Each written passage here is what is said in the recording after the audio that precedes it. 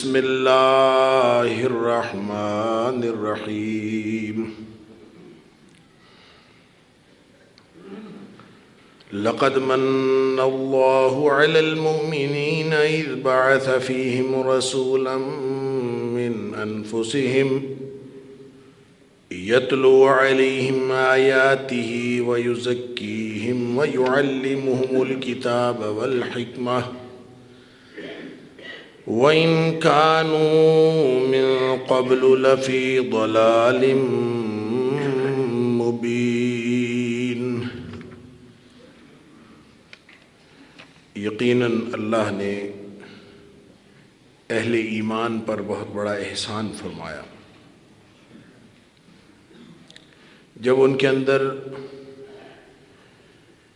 ایک رسول صلی اللہ علیہ وآلہ وسلم مبعوث فرما دیے، من انفسہم جو انہی میں سے تھے، یتلو علیہم آیاتہ ویزکیہم ویعلمہم الکتاب والحکمہ، جن کے مشن کی تفصیل یہ ہے کہ وہ اس اللہ کی آیتیں پڑھ پڑھ کر ان کو سناتا ہے، ویزکیہم اور ان کا تزکیہ کرتا ہے، وَيُعَلِّمُهُمُ الْكِتَابَ وَالْحِكْمَةَ اور ان کو کتاب اور حکمت کی تعلیم دیتا ہے، وَإِن كَانُوا مِن قَبْلُ لَفِي ضَلَالٍ مُبِينٍ۔ حقیقت بات یہ ہے کہ اس سے پہلے وہ لوگ کھلی گمراہی میں تھے۔ صدق اللہ العظیم۔ اللہ کے رسول صلی اللہ علیہ وآلہ وسلم کی اس دنیا میں تشریف آوری اپنی ذات کے اعتبار سے بھی روئے زمین پر بہت بڑی سعادت اور بہت بڑا انعام ہے، لیکن حقیقی احسان جو اللہ کریم نے اہل ایمان پر فرمایا وہ نبی اکرم صلی اللہ علیہ وآلہ وسلم کا بطور نبی اور رسول اس دنیا میں تشریف لانا۔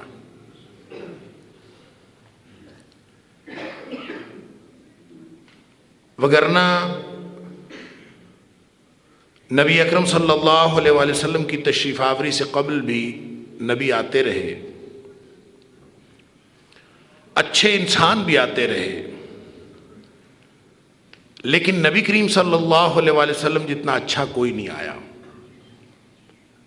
انبیاء بھی آتے رہے اور لا نفرق بین احد من رسلہ، اور ہمارا عقیدہ یہ ہے کہ اللہ کے رسول ہونے اور اللہ کی طرف سے بھیجے گئے ہونے کے اعتبار سے ہم نبیوں میں کوئی فرق نہیں کرتے، سارے کے سارے اللہ کے بھیجے ہوئے ہیں، لیکن جو مرتبہ، جو مقام اور جو فضیلت اللہ نے نبی کریم صلی اللہ علیہ وآلہ وسلم کو عطا فرمائی ہے وہ کسی اور کو عطا نہیں فرمائی۔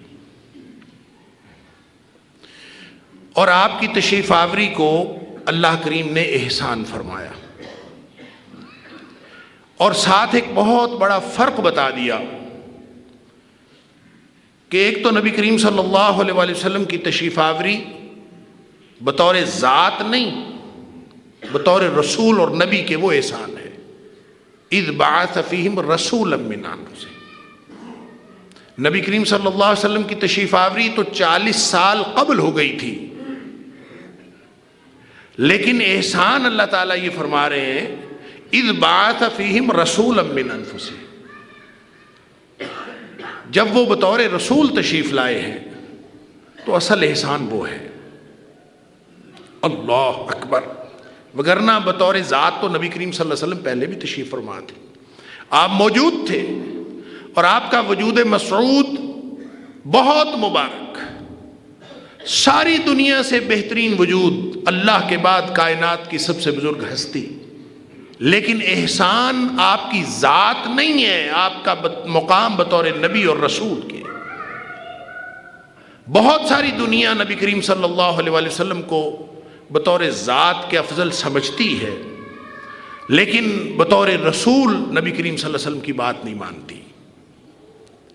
اس لیے عالم کفر کا تعلق اور عالم کفر کے کفر کا تعلق وہ نبی کریم صلی اللہ علیہ وسلم کی حیثیت بطور رسول اور بطور نبی کے، اس کے ساتھ ہے، وگرنہ ذات کے ساتھ تو شاید کسی کو کوئی اختلاف ہے ہی نہیں سرے سے۔ نبی کریم صلی اللہ علیہ وسلم کی ذات اقدس سے کسی کو اختلاف نہ ہے، نہ ہوا، نہ ہو سکتا ہے۔ کافر بھی مانتا ہے کہ ایسا انسان کبھی آیا ہی نہیں، سب کو معلوم، وہ پرانے کافر ہوں یا نئے کافر ہوں، سب کو معلوم ہے۔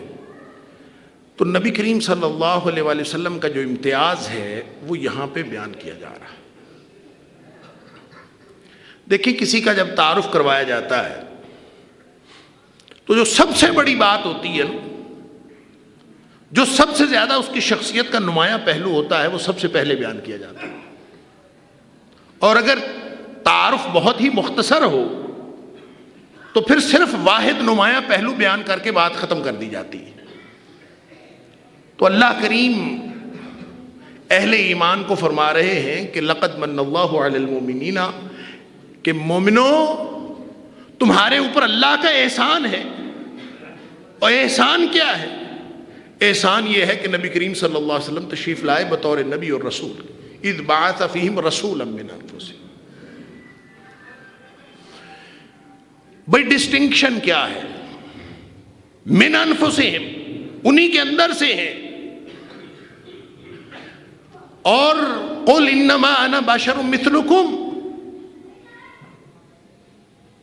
امتیاز یہ ہے کہ یوحی الیہ، ہوں تو میں تمہارے جیسا بشر۔ اللہ نے سارے تقاضے میرے اندر رکھے ہیں جو بشری تقاضے ہوتے ہیں، لیکن میرے اوپر اللہ نے وحی نازل کی ہے۔ یہاں فرمایا اذ بعث فیہم رسولا من انفسہم یتلو علیہم آیاتہ ویزکیہم ویعلمہم الکتاب والحکمہ۔ ڈسٹنکشن اور امتیاز یہ ہے نبی کریم صلی اللہ علیہ وسلم کا کہ آپ کو قرآن عطا ہوا ہے۔ یتلو علیہم آیاتہ، احسان آپ کی واحد حق اور صرف تشریف آوری ہی نہیں، آپ کی ذات، آپ کا مقام و مرتبہ وہ آپ سن چکے کہ نبی کریم صلی اللہ علیہ وآلہ وسلم بزرگ ترین ہستی۔ لیکن احسان کیا ہے؟ اللہ کریم کے اس فرمان کو ذرا توجہ فرمائیے۔ احسان کس بات کو کہا؟ آپ کی ذات کو نہیں کہا، آپ کے مقام، آپ کی حیثیت جو بطور نبی اور رسول کے ہے اس کو احسان فرمایا ہے۔ اور پھر اس کی بھی وجہ کیا ہے؟ یہ ڈسٹنکشن کیا ہے؟ یہ امتیاز کیا ہے؟ وجہ فرمائی یتلو علیہم آیاتہ ویزکیہم۔ وجہ اصل میں یہ ہے، نبی کریم صلی اللہ علیہ وآلہ وسلم تشریف لاتے، اللہ کا پیغام نہ پہنچاتے۔ آپ تشریف لاتے، اللہ کا قرآن نہ سناتے۔ نبی کریم صلی اللہ علیہ وآلہ وسلم آپ کی حیثیت واضح کی جا رہی ہے تو قرآن کے حوالے سے کی جا رہی۔ یتلو علیہم آیاتہ، نبی کریم صلی اللہ علیہ وسلم کا امتیاز یہ ہے کہ آپ قرآن پڑھ پڑھ کے سناتے ہیں، بتاتے ہیں کہ یہ قرآن ہے اللہ کا۔ اور پھر ویزکیہم، تمہاری طہارت کرنے کے لیے، تمہارا تزکیہ کرنے کے لیے، تمہاری باطنی صفائی کرنے کے لیے، تمہیں ظاہری صفائی بتانے کے لیے، اور پورے معاشرے کو ہر قسم کی عقیدے اور عمل کی گندگی اور نجاست سے پاک کرنے کے لیے تشریف لائے۔ وگرنہ وَإِن كَانُوا مِن قَبْلُ لَفِي ضَلَالٍ مُبِينٍ، وگرنہ اصل معاملہ یہ ہے، پہلے تو گمراہی تھی، ہدایت نہیں تھی، کھلی گمراہی تھی۔ وگرنہ حضرت عیسیٰ علیہ السلام سے لے کر نبی اکرم صلی اللہ علیہ وآلہ وسلم کی حیات طیبہ تک، آپ کی اس دنیا میں تشریف آوری تک 650 سال گزرے، 571 سال تو گزرے۔ یہ دور فترت، وہی رک گئی، کوئی نبی نہیں آیا۔ لوگ ڈھونڈتے رہے کدھر جائیں، جن کو دین حنیف کی تلاش تھی، جن کو تلاش تھی کہ ہم اس طرف جائیں جو اللہ کا راستہ ہے، وہ کہاں ڈھونڈتے؟ اللہ اکبر۔ نبی کریم صلی اللہ علیہ وآلہ وسلم تشریف لائے، آپ نے قرآن لوگوں کے سامنے رکھا، وہ ان کانوا من قبل لفی ضلال مبین کی جو کیفیت تھی اس کو دور کیا نبی کریم صلی اللہ علیہ وسلم۔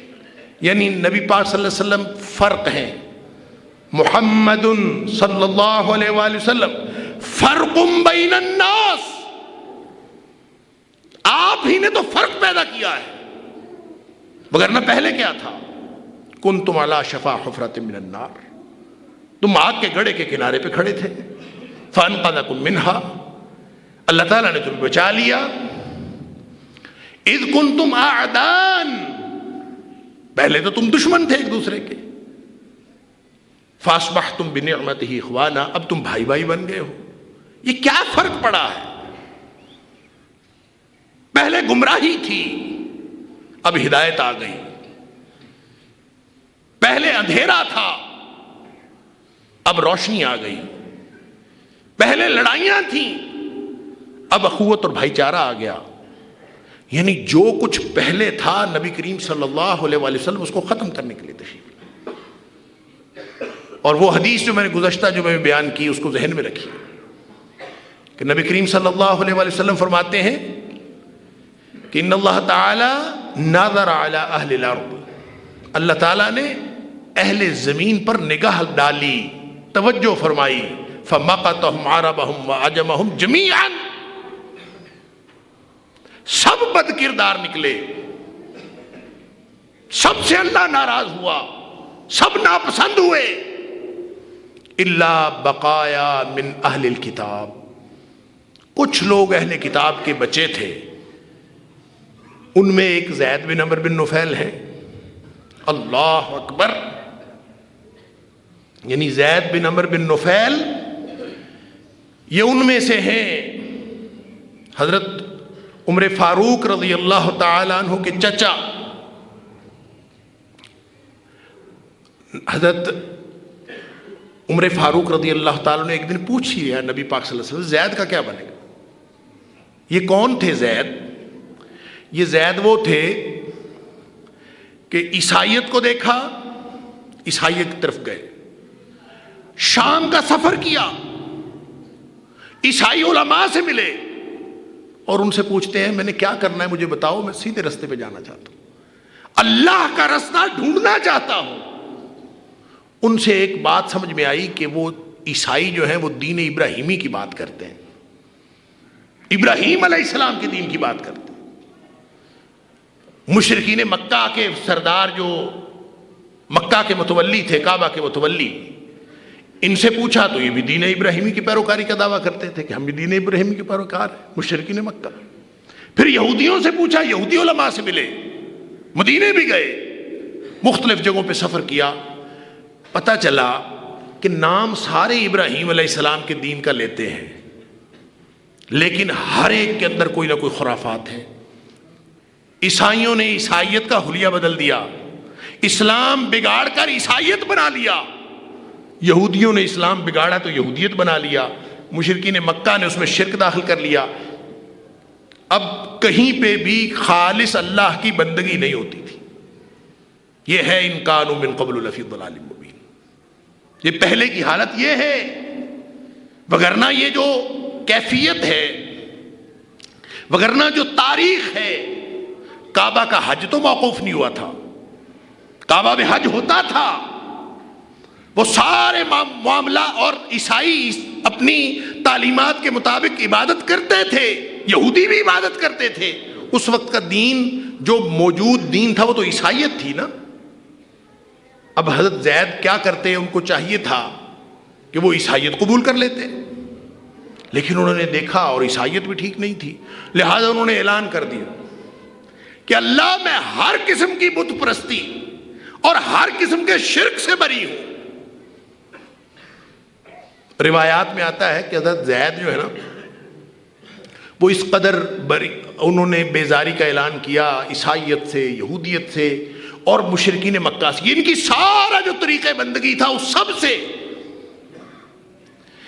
اس لیے اظہار برات کیا کہ ان کو سمجھ آ گئی کہ کوئی بھی خالص اللہ کی بندگی نہیں کرتا۔ وَإِن كَانُوا مِن قَبْلُ لَفِي ضَلَالٍ مُبِينٍ، جب اس بات کی سمجھ آ گئی تو اللہ سے دعا کی کہ یا اللہ میں ان سب سے بری ہوں، میرا رب صرف تو ہے۔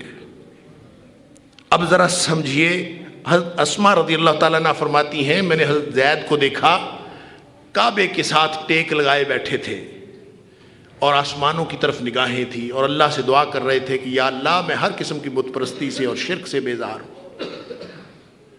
لیکن جانا کدھر ہے؟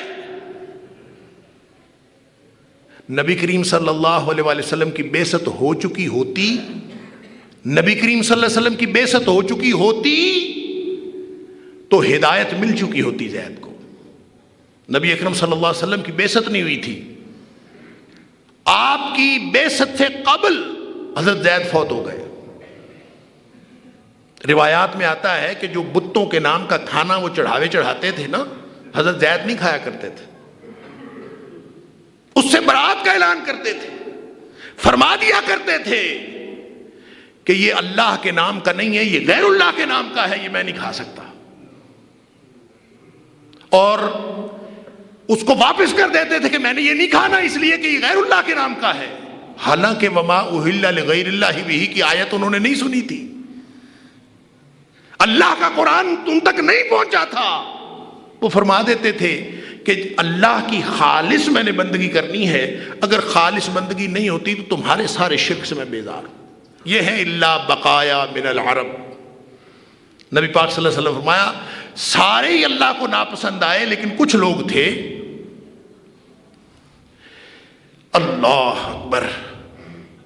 حضرت عمر فاروق رضی اللہ تعالیٰ عنہ نے نبی پاک صلی اللہ علیہ وسلم سے پوچھا، اللہ کے رسول صلی اللہ علیہ وسلم زید تو فوت ہو گئے آپ کی بعثت سے قبل، عیسائیت انہوں نے چھوڑ دی، یہودیت انہوں نے چھوڑ دی، شرک سے ویسے بیزار ہو گئے، مشرکین مکہ کی شرک سے، دین حنیف کا پیروکار ہونے کا دعویٰ کرتے تھے کہ میں یک رخا، حنیف کا مطلب ہوتا ہے یک رخا، صرف اللہ کا، یہ نہیں ہے کہ کچھ تھوڑا سا اللہ کا باقی کسی اور کا بھی. یہ جو رلے والا دین ہے یہ اللہ کو قبول نہیں ہے.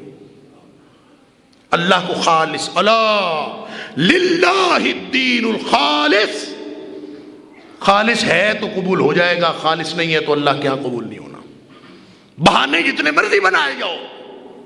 اب نبی کریم صلی اللہ علیہ وآلہ وسلم کی ہدایت ان تک نہیں پہنچی، لیکن انہوں نے سب سے برات کا اظہار کیا، اسی حالت میں فوت ہو گئے. حضرت عمر فاروق رضی اللہ تعالیٰ عنہ پوچھتے ہیں کہ زید کا کیا بنے گا؟ اللہ اکبر، زید کا کیا بنے گا؟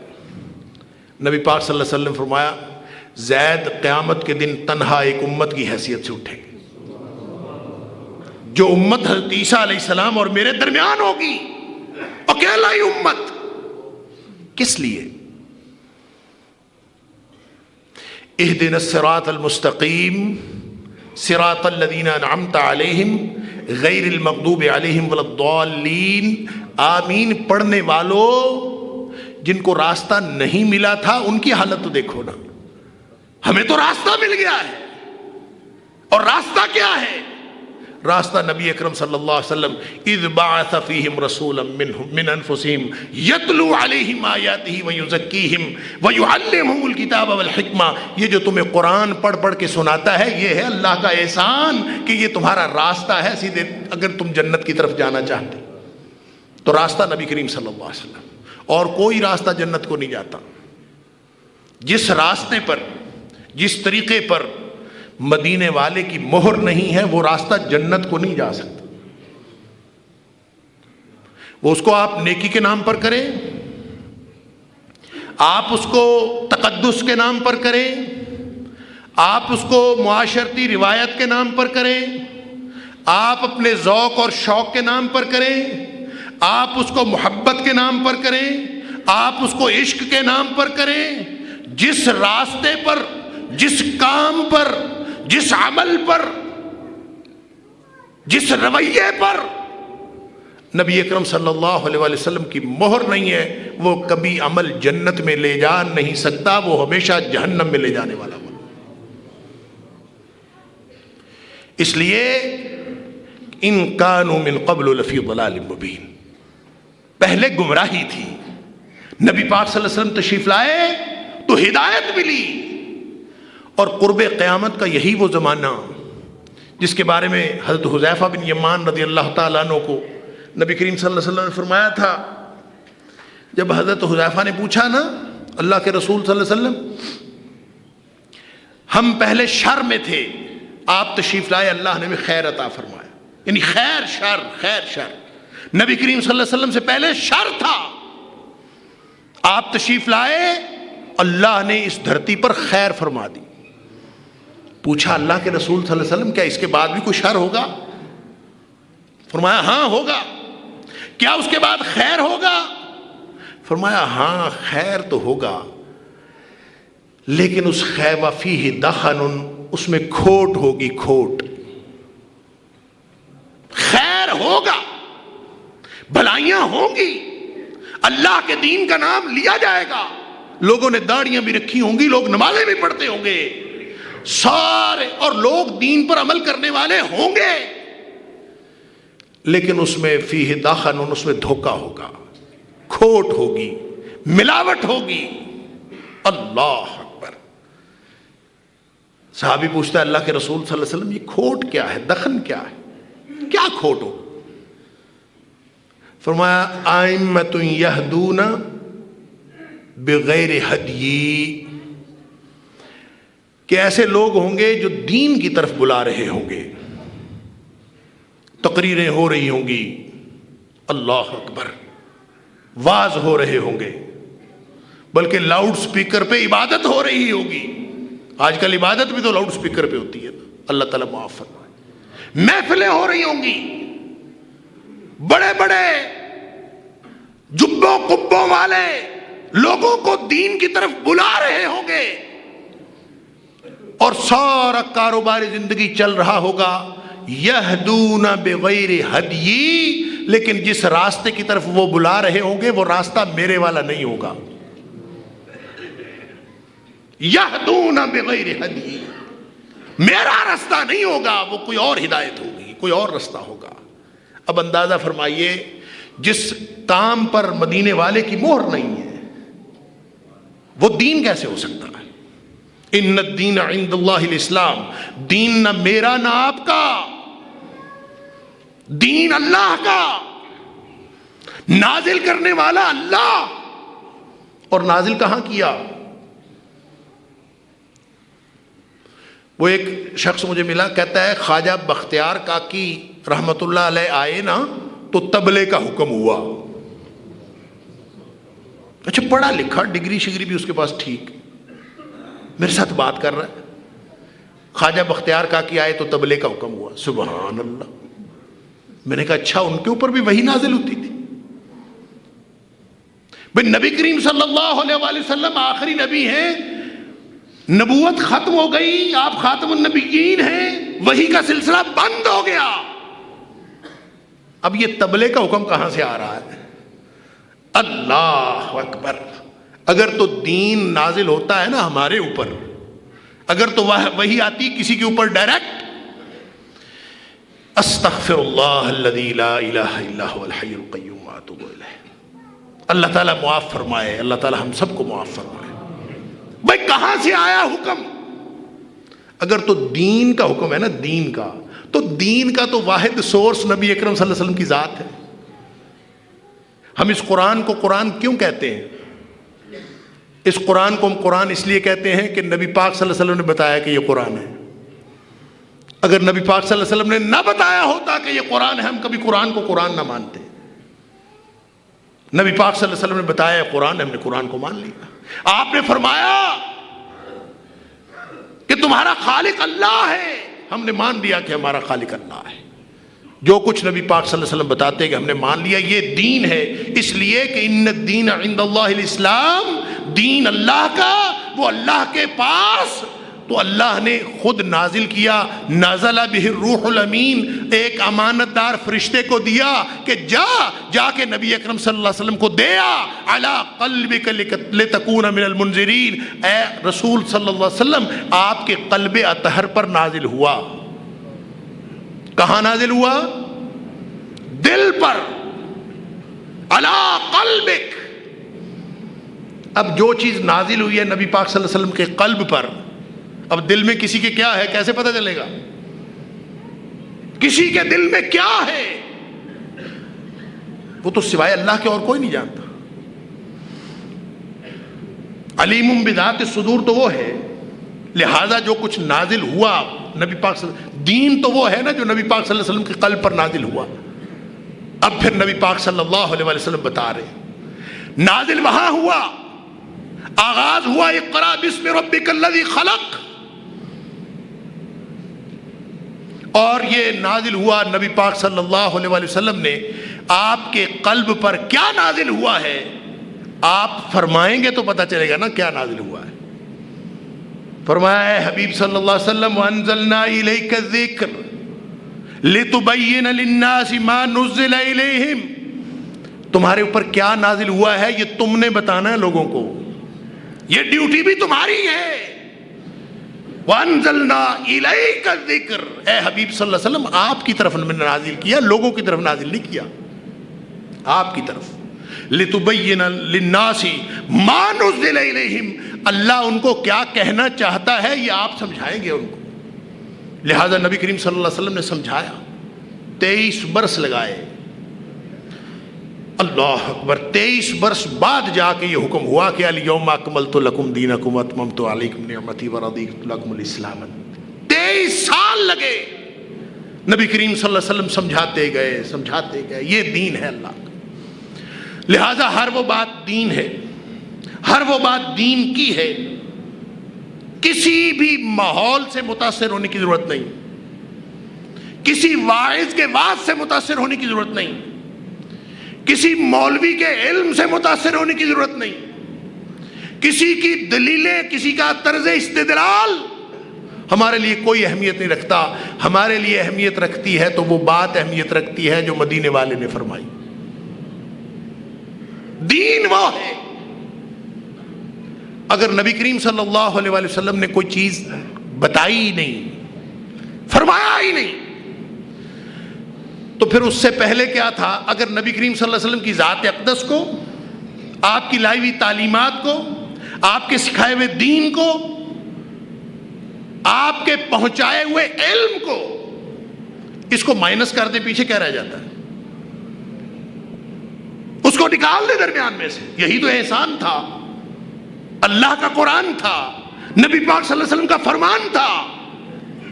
سیرت تو پڑھ لینا، واقعات پڑھ لینا، اور یہ سمجھ میں نہ آئے کہ نبی پاک صلی اللہ علیہ وسلم کیوں تشریف لائے تو سوائے قصہ کہانیوں کے اور کچھ باقی نہیں رہتا۔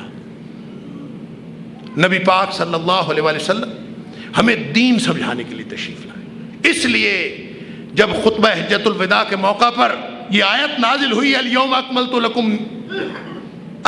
اکملت لکم دینکم واتممت علیکم نعمتی ورضیت لکم الاسلام دینا، جب یہ آیت نازل ہوئی تو نبی کریم صلی اللہ علیہ وسلم نے پھر فرمایا یہ دین مکمل ہو گیا ہے نا، فرمایا من عمل عملا، قیامت تک کے لیے سن لو،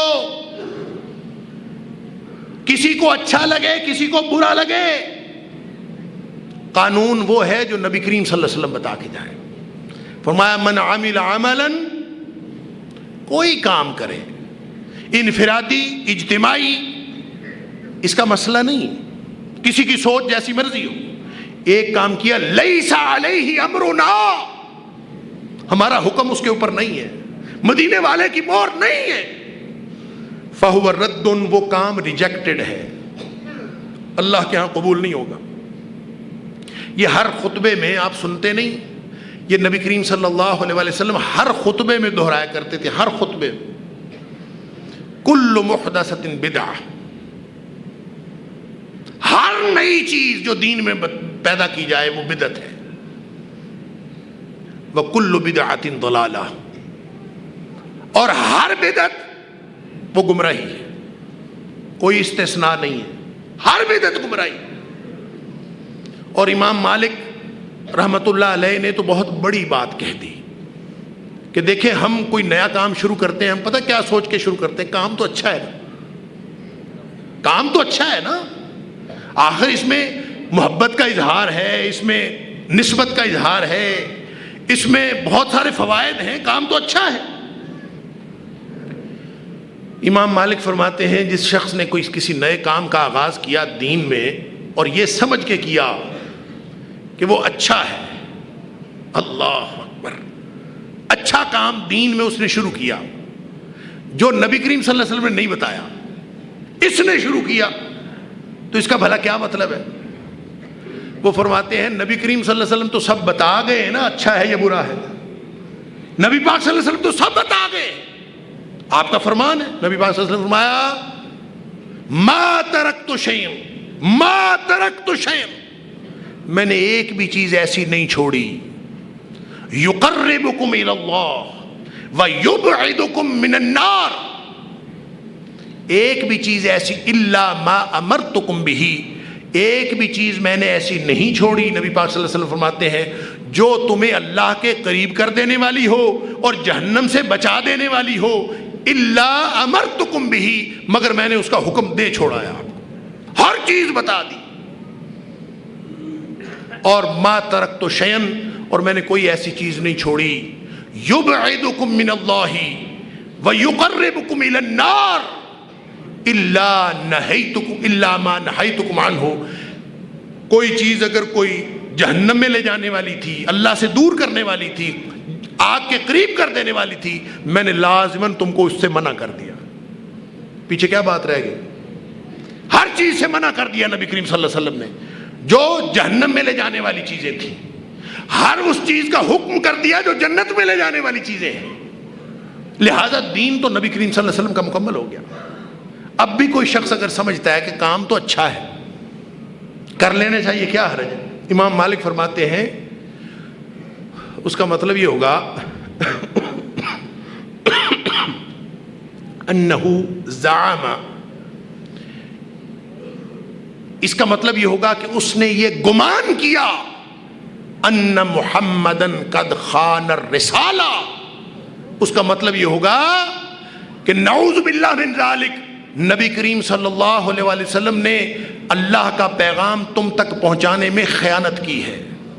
نعوذ باللہ من ذالک, اس لیے کہ اچھا کام تھا اور نبی پاک صلی اللہ علیہ وسلم بتائے بغیر چلے گئے.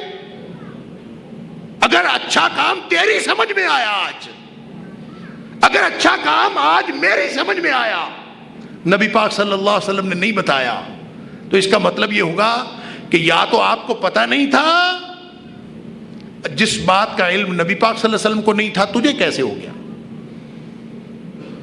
تجھے کیسے تبلیغ کا حکم ہو گیا؟ تجھے کیسے دین کے اندر خرافات شامل کرنے کا حکم ہو گیا؟ تیرے اوپر وحی آتی, اس کا نام دین نہیں ہے. وہ مرزا غلام محمد قادیانی ہو یا چھوٹے چھوٹے کئی مرزے ہو, جس کے دین کا تعلق نبی کریم صلی اللہ علیہ وآلہ وسلم کے لائے ہوئے دین کے ساتھ نہیں ہے, اس کا نبی کریم صلی اللہ علیہ وسلم کی امت کے ساتھ کوئی تعلق نہیں. اپنی نسبت نبی پاک صلی اللہ علیہ وسلم کے ساتھ جوڑی ہے.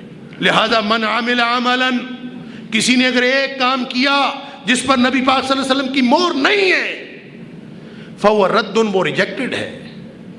اور نبی پاک صلی اللہ علیہ وسلم اس لیے حد خطبے میں فرمایا کرتے تھے کہ کل محدثۃ بدعہ, ہر نیا کام بدعت ہے, اور کل بدعۃ ضلالہ وکل ضلالۃ فی النار, اور ہر بدعت گمراہی ہے اور گمراہی آگ کو لے جانے والی. نتیجہ میں اور آپ ہم سب سیرت پڑھنے سے پہلے نبی کریم صلی اللہ علیہ وآلہ وسلم کے حالات اور آپ کا اسوہ پڑھنے سے پہلے اس بات کو ذہنوں کے اندر پختہ کر لیں کہ اگر جہنم سے بچنا ہے, اگر جنت میں جانا ہے, تو کوئی راستہ نہیں سوائے نبی کریم صلی اللہ علیہ وسلم کے اسوہ.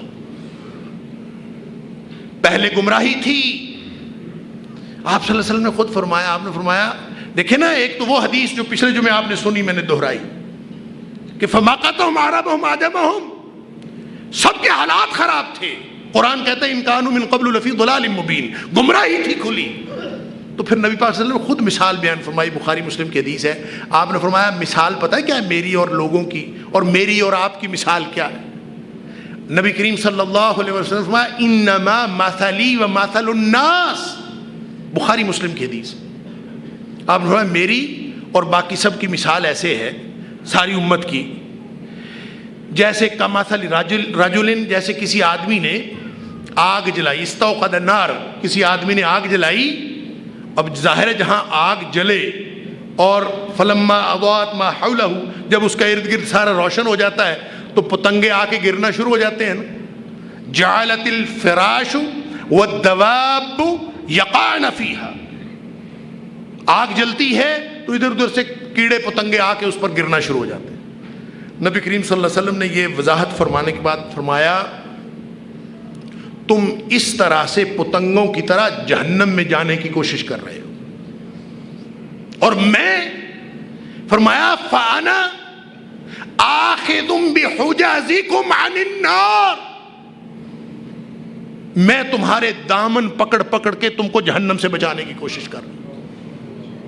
اللہ فرمایا تمہارے دامن پکڑ پکڑ کے تمہیں جہنم سے بچانے کی کوشش کر رہا ہوں، اور تم ہو وانتم تقتحمون فیہا، تم مجھ سے چھوٹ چھوٹ کر جہنم میں جانے کی کوشش کر رہے ہو. اب اندازہ فرمائیے، اگر کوئی راستہ ہے جہنم سے بچنے کا، اگر کوئی راستہ ہے جنت میں جانے کا، وہ صرف ایک ہی راستہ ہے کہ ہم سارے اس طریقے کو اپنا لیں جو نبی کریم صلی اللہ علیہ وسلم کا طریقہ. جو منانا ہے منائیں، جو کرنا ہے کریں، لیکن اس طریقے کے مطابق کریں جو نبی پاک صلی اللہ علیہ وسلم نے بتائے. مولوی سے مسئلہ پوچھیں، اپنے مولوی سے، لیکن مسئلے کا رنگ بدل دیں، انداز بدل دیں. مولوی سے کبھی یہ نہ پوچھیں مولوی صاحب مجھے یہ کیا کرنا ہے، مولوی اپنی طرف سے مسئلہ گھڑ کے بتائے گا. مولوی سے یہ پوچھیں کہ مجھے یہ بتائیں ایسے موقع پر نبی کریم صلی اللہ علیہ وسلم کیا کرتے تھے، مجھے یہ بتائیں ایسے موقع پر آپ نے صحابہ کو کیا تعلیم دی کہ کیا کرنا چاہیے. اگر مولوی اس کے ساری اس کی جو شخصیت ہے، اس کا دل دماغ ہے، اگر اس کے دل میں رتی بھر ایمان ہوگا نا، وہ کبھی نبی کریم صلی اللہ علیہ وسلم پر جھوٹ نہیں باندھ سکتا. اور اگر اس نے یہ سچ بتا دی نا بات کہ نبی کریم صلی اللہ علیہ وسلم کا اور آپ کے صحابہ کا طرز عمل یہ تھا، تو انشاءاللہ گارنٹی ہے وہ بھی جنت میں گیا، آپ بھی جنت میں گئے. اور جس نے اگر جہنم میں جانا خود قبول کیا ہے، اس میں نہ نبی کریم صلی اللہ علیہ وسلم کا کوئی قصور ہے، نہ اللہ کے دین کا کوئی قصور ہے. آپ کی وہ مشہور حدیث آپ پھر ذہن نشین کر لیجئے کہ آپ نے فرمایا سارے ہی میرے امتی جنتی ہیں، کل امتی یدخلون الجنہ، بخاری شریف کی حدیث ہے. اتنی موج کسی امت کو نہیں ہوگی، سارے امتی جنتی الا من ابا، بدبخت وہی نہیں جائے گا جنت میں جو خود کہتا ہے میں نے جنت میں نہیں جانا. اللہ کے رسول بھلا کوئی خود بھی کہتا ہے میں نے جنت میں نہیں جانا؟ ہاں، جس کو میرے دین کے ساتھ تعلق ہی کوئی نہیں. من اطاعنی فدخل الجنہ، جس نے میری باتیں مان لی وہ جنت میں چلا گیا. ومن عصانی فقد ابا، اور جس نے میری باتوں کی نافرمانی کی وہ ایسے ہی ہے جیسے اس نے خود جنت میں جانے سے انکار کر دیا. اللہ تعالیٰ مجھے اور آپ کو صحیح دین کی سمجھ اور عمل کی توفیق عطا فرمائے. وآخر دعوانا الحمدللہ رب العالمین.